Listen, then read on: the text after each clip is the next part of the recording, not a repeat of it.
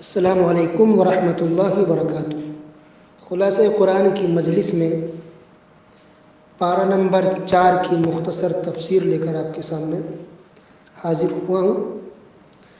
اللہ سبحانہ و تعالیٰ سننے کے ساتھ ساتھ ہم تمام لوگوں کو عمل کی توفیق عطا فرمائے، آمین یا رب العالمین۔ پارہ نمبر 4 کی سب سے پہلی لائن میں اللہ سبحانہ و تعالیٰ نے صدقہ خیرات کرنے کا حکم دیا، بلکہ سب سے اچھے مال میں صدقہ کرنے کا حکم دیا۔ سورہ آل عمران آیت نمبر 92، اللہ سبحانہ وتعالیٰ نے کہا کہ جب تک تم اپنی پسندیدہ چیز سے اللہ کی راہ میں خرچ نہ کرو گے ہرگز بھلائی نہ پاؤ گے، اور تم جو خرچ کرو اسے اللہ تعالیٰ بخوبی جانتا ہے۔ تو سب سے پسندیدہ چیز، عام طور پہ لوگ خراب چیز نہیں کھا سکتے، بانٹ دیے، نہیں پہن سکتے، تقسیم کر دیے، بلکہ اچھی چیز دینی چاہیے جو پسندیدہ ہو، محبوب ہو، جو آپ چاہتے کہ پہنے، جو آپ چاہتے کہ رکھیں، اس میں سے آپ صدقہ خیرات کیجیے۔ ساری چیز نہیں دے لیکن اس میں سے صدقہ خیرات کیجیے تو یہ افضل اور بیسٹ صدقہ ہے۔ جب یہ آیت نازل ہوئی تو بعض صحابہ کرام نے اپنا پورا باغ، کھجوروں کا باغ صدقہ کر دیا، غریبوں میں بانٹ دیا۔ سبحان اللہ۔ اور آج ہم 1 کلو اناج بھی دیتے ہیں کسی کو تو 10 جگہ پرچار کرتے ہیں، اور وہ دینے بھی ہمیں تکلیف ہوتی ہے۔ ہم 200 روپے بھی کسی کو دیتے ہیں تو 10 جگہ ہم سناتے ہیں۔ یہ مسلمانوں کا طریقہ نہیں ہے۔ اس کے بعد اللہ سبحانہ وتعالیٰ نے 2 آیتیں ایسی بیان کی جو دراصل یہودی کے اس اعتراض کے جواب میں ہے کہ جب اعتراض کیا یہودیوں نے کہ اے محمد صلی اللہ علیہ وسلم، آپ دعویٰ کرتے ہیں کہ دین ابراہیمی پر آپ ہیں، جبکہ دین ابراہیمی میں اونٹ کا گوشت کھانا حرام تھا، آپ گوشت بھی کھاتے ہیں اونٹ کا اور اس کا دودھ بھی پیتے ہیں۔ تو اللہ تعالیٰ نے کہا کہ یہ یہودی جھوٹ بول رہے ہیں، ان کے دین میں بھی اونٹ کا گوشت اور دودھ حلال تھا اور آج بھی حلال ہے۔ اس سے پتہ چل رہا کہ لوگ کتنا جھوٹ بولتے ہیں، سفید جھوٹ۔ آج بھی کچھ مسلمان ایسے ہیں جو جھوٹ بولتے ہیں اور لوگوں کو گمراہ کرتے ہیں اور دین کی غلط باتیں لوگوں میں پھیلاتے ہیں۔ ایسے لوگوں سے انسان کو ہوشیار اور چوکنا رہنا چاہیے۔ اس کے بعد اللہ سبحانہ و تعالیٰ نے کہا کہ اللہ تعالیٰ کا سب سے پہلا گھر دنیا میں خانہ کعبہ ہے جو مکہ کے اندر ہے۔ یہودی دعویٰ کرتے تھے کہ سب سے پہلا گھر بیت المقدس ہے، یعنی مسجد اقصیٰ جو فلسطین میں۔ اللہ نے کہا کہ نہیں، یہ جھوٹ ہے، یہ غلط بول رہے ہیں۔ صحیح بات یہ ہے کہ سب سے پہلا گھر خانہ کعبہ ہے۔ اس کے بعد اللہ تعالیٰ نے حج کی فرضیت کا ذکر کیا کہ جو صاحب استطاعت ہے اس پر حج کرنا فرض ہے، اگر استطاعت کے باوجود بھی کوئی حج نہ کرے تو یہ کفر ہے۔ سورہ آل عمران آیت نمبر 97۔ اس کے بعد اللہ تعالیٰ نے ایک آیت نازل فرمائی جس کا پس منظر یہ ہے کہ انصار کے 2 قبیلے اوس اور خزرج اسلام کے بعد جب پیار و محبت سے رہنے لگے تو یہودیوں نے ان کو اکسایا، بھڑکایا اور ماحول اتنا خراب کیا کہ دونوں آپس میں لڑنے کو تیار ہو گئے تھے۔ تب اللہ رب العالمین نے یہ آیت نازل فرمائی جس کا ترجمہ یہ ہے کہ اے ایمان والو، اگر تم اہل کتاب کی کسی جماعت کی باتیں مانو گے تو وہ تمہیں تمہارے ایمان لانے کے بعد مرتد اور کافر بنا دیں گے۔ سورہ آل عمران آیت نمبر 100۔ اس سے پتہ چل رہا کہ یہ کافر، یہ مشرک اس فراق میں اور اس موقع کے انتظار میں رہتے ہیں کہ مسلمانوں کو آپس میں لڑا دیا جائے، آپس میں جنگ کرا دی جائے۔ اس لیے مسلمانوں کو اس سے بھی ہوشیار رہنی چاہیے، یہ لوگ کفر کرا دیں گے، اس لیے کبھی بھی مسلمانوں کو کافر مشرک کی بات نہیں ماننی چاہیے۔ اس کے بعد اللہ تعالیٰ نے تقوی کی تلقین کی، اس کے بعد اتحاد و اتفاق قائم رکھنے کا حکم دیا اور کہا کہ اللہ کی رسی کو مضبوطی سے تھامے رہو اور ٹولیوں میں، جماعتوں میں، گروپوں میں مت بٹو۔ اتحاد و اتفاق اللہ کے توحید پر ہی ممکن ہے، قرآن و حدیث پر ہی ممکن ہے۔ شرک پر، کفر پر کبھی بھی اتحاد اور اتفاق نہیں ہو سکتا۔ اس کے بعد اللہ تعالیٰ نے کہا کہ تم میں سے ایک جماعت ایسی ہونی چاہیے جو بھلائی کا حکم دے اور برائی سے روکے۔ انسان قرآن حدیث کی نشر و اشاعت میں لگا ہو، مشغول ہو، اور الحمدللہ اس کام کو علماء کرام انجام دے رہے ہیں۔ پھر اللہ تعالیٰ نے یہ کہا قیامت کے دن نیک لوگوں کے چہرے سفید ہوں گے اور گنہگاروں کے چہرے سیاہ اور کالے ہوں گے، اس پر کوئی رونق نہیں ہوگی۔ اس کے بعد اللہ تعالیٰ نے کہا کہ یہ امت بہترین امت ہے، یعنی یہ امت محمدیہ سب سے بہتر اور سب سے افضل امت ہے۔ حالانکہ امت قومیں بہت گزر چکی ہیں، بہت سارے پیغمبر آئے، سب پیغمبروں کی اپنی اپنی امت ہے، لیکن اللہ کا اتنا احسان ہے ہم لوگوں پر کہ اللہ تعالیٰ نے اس امت کو جب سب سے لاسٹ میں اور آخر میں آئی، اس کے باوجود اللہ تعالیٰ نے اس امت کو سب سے افضل اور بہتر قرار دیا ہے۔ وجہ یہ اللہ نے خود بیان کیا کہ تم لوگ بھلائی کا ایک دوسرے کو حکم دیتے ہو اور برائی سے روکتے ہو۔ بنی اسرائیل میں پچھلی قوم میں یہ تھا کہ وہ لوگ ایک دوسرے کو برائی سے نہیں روکتے تھے، خاص کر بنی اسرائیل یہودیوں میں وہ لوگ برائی سے دوسرے کو منع نہیں کرتے تھے، کہتے جو کر رہا کرنے دو، اس کا گناہ اس کے سر۔ آج بھی کچھ مسلمان ایسا ہی کہتے ہیں کہ وہ گناہ کر رہا تو اسے میرے باپ کا کیا ہے، وہ کر رہا ہے اسے کرنے دو۔ یہ غلط بات ہے۔ مسلمانوں کا طریقہ یہ ہے، اگر آپ کے گھر میں آپ کے سماج میں برائی ہو رہا ہے، غلط ہو رہا ہے، شرک ہو رہا ہے، کفر ہو رہا ہے، گناہ کا کوئی کام ہو رہا ہے، اللہ اس کے رسول کی نافرمانی ہو رہی ہے، تو آپ کی ذمہ داری ہے مسلمان ہونے کے ناطے کہ آپ اس کو روکیں، اس کو ٹوکیں، اس سے منع کریں۔ جسے شادی بیاہ کا موقع ہو یا کوئی بھی موقع ہو جہاں رسول کی نافرمانی ہو رہی ہے، حرام کام ہو رہا ہے، آپ کی ذمہ داری کا اس کو روکیے۔ اسی لیے اس امت کو اللہ تعالیٰ نے خیر امت، سب سے بہتر امت قرار دیا ہے۔ اگرچہ وہ آپ کی بات نہ مانے، پھر بھی آپ کو روکنے کا اور بھلائی کا حکم دینے کا ثواب مل جائے گا۔ اس کے بعد اللہ تعالیٰ نے کہا، غور سے سنیے، کہ اہل کتاب کی، اہل کتاب یعنی یہودی اور نصرانی کرسچن پر اللہ تعالیٰ نے ذلت اور رسوائی ڈال دی تھی، فقر و فاقہ اللہ نے ڈال دیا تھا۔ وجہ کیا تھی؟ یہ لوگ برائی کرتے تھے، اللہ اس کے رسول کی نافرمانی کرتے تھے، تو گناہوں کے سے اللہ نے ذلیل اور رسوا کر دیا۔ اس کے بعد اللہ تعالیٰ نے ایک اور مسئلہ بیان کیا کہ کافروں کو، مشرکوں کو اپنا دوست، دلی دوست، ہمراز مت بناؤ۔ اللہ اکبر۔ اچھے اخلاق سے پیش آ سکتے ہیں، ان کی مدد کر سکتے ہیں، ضرورت مند ہیں، غریب ہیں، کھانا کھلا سکتے ہیں، لیکن دلی محبت سے مسلمان سے ہو سکتی ہے۔ راز کی باتیں، گھر کی باتیں نہیں بتانی چاہیے کافروں سے، چاہے کوئی بھی ہو، کہیں کا بھی ہو۔ اگر کافر مشرک ہے آپ اس کو دوست نہ بنائیں، اس بات کو اللہ نے قرآن میں کئی جگہ بیان فرمایا ہے۔ آج جو حالات ہے پوری دنیا کے، خاص کچھ ملکوں کے حالات بہت خراب ہیں، ظالموں کی اس پر نظر ہے، فراق میں اس کو کہ مسلمانوں کو ختم کر دیں۔ ایسے لوگوں کے لیے اس کے اندر بھی ایک سبق ہے، بلکہ ایک حل ہے۔ اللہ تعالیٰ کا ایک فرمان ہے، آیت نمبر 120 سورہ آل عمران آیت نمبر 120 کے اندر اللہ نے کہا کہ اگر تم صبر کرو اور پرہیزگاری کرو تو ان کا مکر و فریب اور ان کی سازش تمہیں نقصان نہیں پہنچا پائے گی۔ ٹھیک ہے، تو کتنا بھی سازش کر لیں، مسلمانوں کو ختم کرنے کی کوشش کریں، وہ کبھی بھی ختم نہیں کر سکتے۔ بس ضروری ہے کہ ہم صبر کریں اور متقی پرہیزگار بن کے رہیں۔ پرہیزگار یعنی اللہ اس کے رسول کے احکام کو مانیں، فرائض اور واجبات جو ہم پر ضروری ہیں اس کو ادا کریں اور گناہوں سے بچتے رہیں۔ یہی پرہیزگاری، اسی کا نام تقویٰ ہے۔ اس کے بعد اللہ تعالیٰ نے جنگ بدر اور جنگ احد کا نقشہ کھینچا ہے۔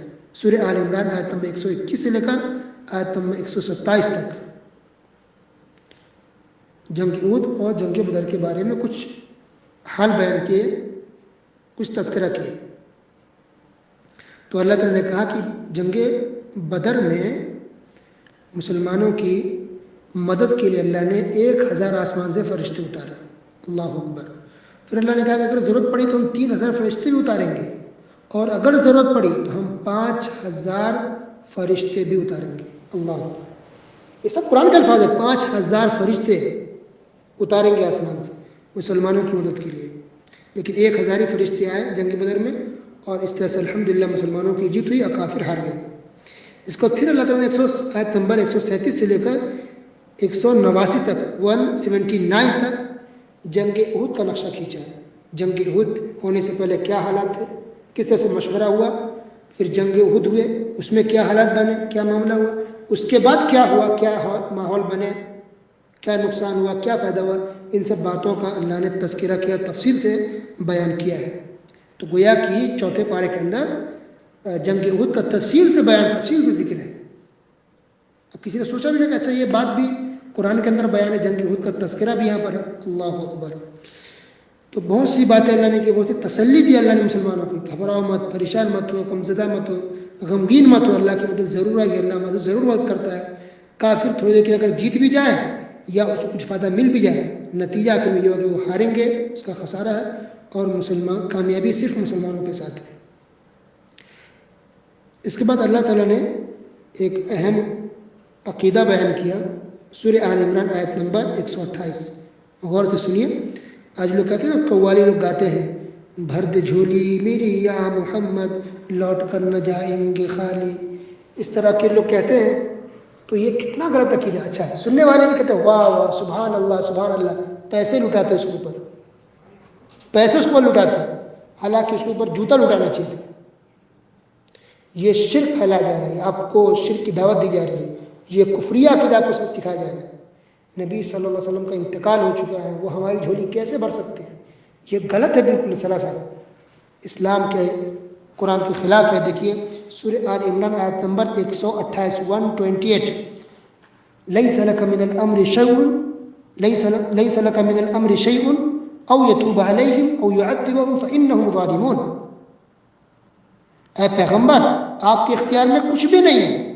اللہ اکبر، اللہ سبحانہ وتعالیٰ کہہ رہے نبی کے بارے میں کہ اے پیغمبر، آپ کے اختیار میں کچھ بھی نہیں ہے، اللہ تعالیٰ چاہے تو ان کی توبہ قبول کرے یا پھر انہیں عذاب دے۔ اللہ اکبر۔ تو اللہ خود کر اپنے حبیب کے بارے میں، اپنے محمد صلی اللہ علیہ وسلم کے بارے میں کہ نبی آپ کے ہاتھ میں کچھ بھی نہیں، اللہ جو چاہے کرتا ہے، اللہ جو چاہے گا، جس کا جیسے چاہے گا ویسا کرے گا، آپ کے اختیار میں کچھ نہیں ہے۔ پھر آج لوگ کیسے کہتے ہیں کہ علی یا فلاں بزرگ، فلاں بابا، فلاں ولی وہ داتا ہے، وہ رزق دیتے ہیں، وہ اولادیں دے سکتے ہیں؟ بتائیے، سراسر قرآن کے خلاف ہے۔ رزق کا مالک، اولاد کا مالک، ساری چیزوں کا مالک صرف اور صرف اللہ رب العالمین ہے۔ یہ حق اللہ نے بزرگوں، ولیوں، فرشتوں کسی کو نہیں دیا ہے۔ اس کے بعد اللہ تعالیٰ نے سود کا ذکر کیا کہ سود مت کھاؤ، سودی لین دین نہ کرو، سورہ آل عمران آیت نمبر 130۔ دیکھیے سود کا ذکر اس سے پہلے بھی گزر چکا ہے سورہ بقرہ میں۔ یہاں پہ اللہ نے کہا کہ سود مت کھاؤ، سود بہت بڑا گناہ ہے۔ کئی آیتیں ہیں سود کے تعلق سے، حدیث میں بہت ساری حدیثوں سے میں منع کیا گیا ہے کہ سود بہت بڑا گناہ ہے، لعنتی کام ہے۔ صحیح مسلم میں، صحیح بخاری، بہت سی حدیثیں ہیں، سختی سے پہلے نبی صلی اللہ علیہ وسلم نے منع فرمایا، گناہ کبیرہ ہے، یہ ملعون کام ہے سودی لین دین کرنا۔ تو سود کیا ہے کہ انسان بینک سے لون لیتا ہے کاروبار کے لیے، یا گھر خریدنے کے لیے، یا کار خریدنے کے لیے، یہ سود ہے، نہیں لے سکتے، جائز نہیں ہے۔ ہم کرائے کے روم میں رہ جائیں گے لیکن سود پر پیسہ نہیں لے سکتے، جائز نہیں اسلام میں۔ یا بچی پیدا ہوئی، اس کے نام پر لوگ فکس ڈپوزٹ کر دیتے بینک میں، 50,000 جمع کریں گے، بچی جوان ہوگی تو 10 لاکھ ملے گا، شادی ہو جائے گی۔ بیوی کا نام پر جمع کر دیتے ہیں، کل ہم مر جائیں گے، بیوی کا کیا ہوگا، جمع کر دیتے بینک میں، 2 لاکھ جمع کریں گے، مر جائیں گے، 10 لاکھ ملے گا، انشورنس۔ استغفر اللہ، یہ سب حرام ہے، سود ہے۔ یہ اسکیم کے نام پر بیمہ پالیسی اسکیم سب غلط ہے، سود ہے، حرام حرام ہے، چاہے اس کا نام جو بھی آپ دے دیں۔ شراب حرام ہے، اگر کوئی اس کو کوئی شربت کہہ دے یا چائے کہہ دے تو کیا وہ حلال ہو جائے گا؟ نام بدلنے سے حرام چیز حلال نہیں ہوتی، جو حرام ہے حرام ہے، دودھ ہے، شراب ہے۔ اس لیے سود سے اب ہمیشہ دور رہیں، تکلیف کی زندگی گزارنا ہے، پریشانی کی زندگی گزارنا، لیکن سود میں نہ پڑے۔ سود بہت بڑا گناہ ہے، اسلام میں اس کی بہت سخت سزا ہے۔ اللہ سبحانہ وتعالیٰ نے صاف طور پہ کہا کہ ایسے لوگ جہنم میں داخل ہوں گے اور ہمیشہ اس میں رہیں گے۔ اس کے بعد اللہ تعالیٰ نے پھر یہ کہا کہ جو لوگ خوشحالی کی حالت میں اور تنگی کی حالت میں بھی اللہ کے راستے میں خرچ کرتے ہیں، غصہ پینے والے ہیں اور لوگوں سے درگزر کرنے والے ہیں، اللہ تعالیٰ ایسے نیک لوگوں سے محبت کرتا ہے۔ اللہ اکبر۔ دیکھیے اللہ کے راہ میں خرچ کرنے کا کتنا ذکر ہے، بار بار خرچ کرنے کا ذکر۔ اس سے اندازہ لگائیے کہ اسلام میں اس بات کی کتنی اہمیت ہے اور اللہ تعالیٰ کتنا اجر و ثواب دیتا ہے، اور کتنی عظیم اور بڑی عبادت ہے اللہ کے راہ میں خرچ کرنا۔ تو اللہ کا راہ کیا ہے؟ غریب، مسکین، فقیر، محتاج، بیوہ، یتیم، سب اللہ کی راہ ہے۔ اسی طرح مسجد میں پیسے لگانا، مدرسے میں لگانا، یا کہیں دینی کام ہو رہا ہے، دعوت تبلیغ کا کام ہو رہا ہے، اسلام کی نشر و اشاعت ہو رہی ہے، آپ اسلامی کتابیں، تفسیر کی کتابیں، قرآن حدیث کی کتابیں خرید کر بٹوا دیں یا کتابیں چھپوا دیں، یہ سب کو اللہ کی راہ کہتے ہیں۔ ان تمام چیزوں میں کسی میں آپ خرچ کریں، اس کا بہت زیادہ اجر و ثواب ہے اور بہت زیادہ اس کی نیکیاں ہیں۔ اسلام میں اس بات کو بہت زیادہ اہمیت دی گئی ہے کہ انسان اللہ کی راہ میں خرچ کرے، اس کا ثواب بہت ہی زیادہ ہے۔ اسی طرح اللہ تعالیٰ نے اس میں یہ بھی بیان کیا کہ جو لوگ اپنے مال میں سے زکوٰۃ ادا نہیں کرتے ہیں ایسے لوگوں کو اللہ تعالیٰ سخت عذاب دے گا اور اس مال کو توق بنا کر کے اس کو سزا دی جائے گی. اللہ اکبر. اور حدیث میں یہاں تک ہے کہ اس مال کو جس سے زکوٰۃ انسان نہیں نکالتا تھا اس کو سانپ بنا دیا جائے گا اور پھر اس کے گردن میں لپیٹ کے اس کو سزا دی جائے گی. اور ایک حدیث میں یہ بھی ہے کہ اگر اس کے اوپر مثلا جانور کے اوپر اگر زکوٰۃ نکل رہا تھا اور اس نے زکوٰۃ ادا نہیں کی تو وہ جانور اپنے سینگ سے اپنے مالک کو مارے گا, اپنے پیر سے اپنے مالک کو کچلے گا اور یہ مال کہے گا انا کنز کا انا مالو کا, میں تمہارا خزانہ ہوں, میں تمہارا مال ہوں. اس کے بعد اللہ تعالیٰ نے ایک اور مسئلہ بیان کیا کہ انسان کوئی بھی خطا غلطی ہو سکتی ہے, جب کسی سے کوئی گناہ ہو جائے تو وہ ذکر و اذکار کرے, فوراً ذکر و اذکار کرے, توبہ استغفار کر لے, معافی مانگے تو اللہ تعالیٰ اس کے گناہوں کو بخش دیتا ہے. سورہ آل عمران آیت نمبر 135. تو اس سے پتہ چل رہا کہ جب کسی سے گناہ ہو جائے تو انسان کو یہ نہیں سننا چاہیے کہ بس اب ہم تو ہلاک ہو گئے, برباد ہو گئے, ہماری بخشش نہیں ہوگی, اب تو ہم جہنم میں چلے گئے. نہیں, نا امید نہیں. اللہ کی رحمت سے انسان کو نا امید نہیں ہونی چاہیے, یا انسان کبھی گناہ کی وجہ سے سوسائڈ نہ کرے. دیکھیے مشرکین جو ہوتے ہیں کافر سوسائڈ کر لیتے ہیں, کوئی گناہ ہوا سوسائڈ نہیں, کتنا بڑا بھی گناہ ہو جائے کبھی بھی انسان کو خودکشی نہیں کرنی چاہیے, سوسائڈ نہیں کرنی چاہیے, آتما ہتیا نہ کرے. جو بھی گناہ اللہ سے معافی مانگے, توبہ کا دروازہ کھلا ہوا ہے, قیامت تک توبہ کا دروازہ کھلا ہوا ہے. اسلام میں دنیا میں ایسا کوئی گناہ نہیں ہے جس کی توبہ اللہ قبول نہ کرے, ہر گناہ کی توبہ ہے. لیکن ہاں یاد رکھیں کہ اگر کوئی گناہ ایسا ہو جس کا تعلق کسی انسان سے, جیسے آپ نے کسی کا پیسہ لیا, زمین ہڑپ کر لی, کسی کا مال لے لیا, تو پھر وہ مال آپ کو لوٹانا پڑے گا, تبھی اللہ معاف کرے گا. یا اگر لوٹانے کی طاقت نہیں ہے تو پھر اس سے آپ معافی مانگ لیں. غریب مسکین ہو گئے تو آپ کہیے کہ ہمیں پیسہ واپس کرنے کی طاقت ہے, مجھے معاف کر دیں, تو وہ آدمی اگر معاف کر دے گا تب آپ کی معافی ہوگی, ورنہ اللہ معاف نہیں کرے گا. لیکن وہ گناہ کا تعلق آپ کے بیچ اور اللہ کے بیچ میں, تو اللہ تعالیٰ معاف کر دیتا ہے. انسان اگر سچی توبہ کرے, سچی توبہ کر اللہ سے معافی مانگے تو اللہ تعالیٰ گناہوں کو معاف فرما دیتا ہے. اسی طرح اللہ تعالیٰ نے ایک اور مسئلہ بیان کیا. دیکھیے آج کچھ مسلمان کیا کہتے ہیں کہ نبی صلی اللہ علیہ وسلم وفات نہیں پائے, وہ انتقال نہیں کیے, ان کو موت وفات مت کہو. جو شہید اللہ کے راہ میں ہوتے ہیں ان کو بھی یہ مت کہیے, کیونکہ اللہ نے یہ بات صحیح کہ اللہ نے دو جگہ قرآن میں کہا کہ شہیدوں کو یہ مت کہو کہ وفات پا گئے, ان کو موت مت کو, میت مت کہو. یہ دو جگہ بات ہے, اس سورہ آل عمران میں بھی ہے اور اس سے پہلے سورہ بقرہ میں اس بات کا ذکر ہو چکا ہے کہ شہیدوں کو مردہ مت کہو.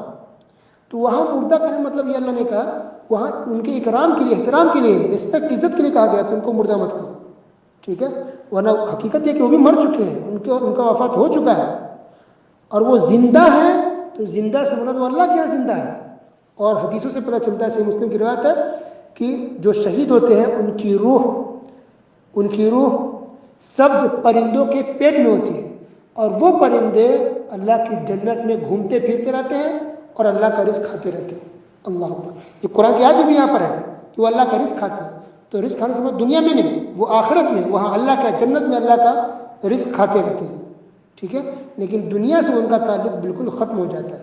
تو جہاں اللہ نے کہا کہ شہید کو مردہ مت کہو تو ان کی عزت احترام کے لیے ہے, ورنہ حقیقت میں وہ وفات پا چکے ہیں, ان کا انتقال ہو چکا ہے اور زندہ وہ اللہ کے پاس ہے, ٹھیک ہے. اور ویسے بھی کوئی بھی انسان وفات پاتا ہے, سب زندہ ہوتا ہے اللہ کا. کافر بھی مرتا ہے, وہ بھی زندہ ہوتا ہے قبر کے اندر, یا جلا دے پھر بھی اللہ اس کو زندہ کرتا ہے, اور اس کو عذاب دیا جاتا ہے, عذاب چکھتا ہے قبر کے اندر. نیک ہو, اچھا ہو تو آرام سے, گنہگار ہو, خطا کار ہو تو اس کو عذاب دیا جاتا ہے. تو مرنے کے بعد تو ہر کسی کو زندہ ہونا ہے, ٹھیک ہے. تو موت سب کو آتی ہے, وفات سب کو پانا ہے. حتیٰ کہ نبی کریم صلی اللہ علیہ وسلم کی موت آئی, ان کی بھی وفات ہوئی ہے, لیکن کچھ مسلمان نہیں مانتے. استغفر اللہ, اللہ انہیں ہدایت دے. تو یہاں غور کیجیے, آیت نمبر سورہ آل عمران آیت نمبر 144 144. کچھ لوگ کہتے ہیں مسلمان نا کہ نبی کریم صلی اللہ علیہ وسلم کے بارے میں موت کا لفظ استعمال کرنا گستاخی ہے, نعوذ باللہ, یہ تو گستاخی رسول ہے, نبی کے بارے میں موت کا لفظ استعمال کیا. دیکھیے قرآن نے لفظ موت استعمال کیا نبی کے بارے میں.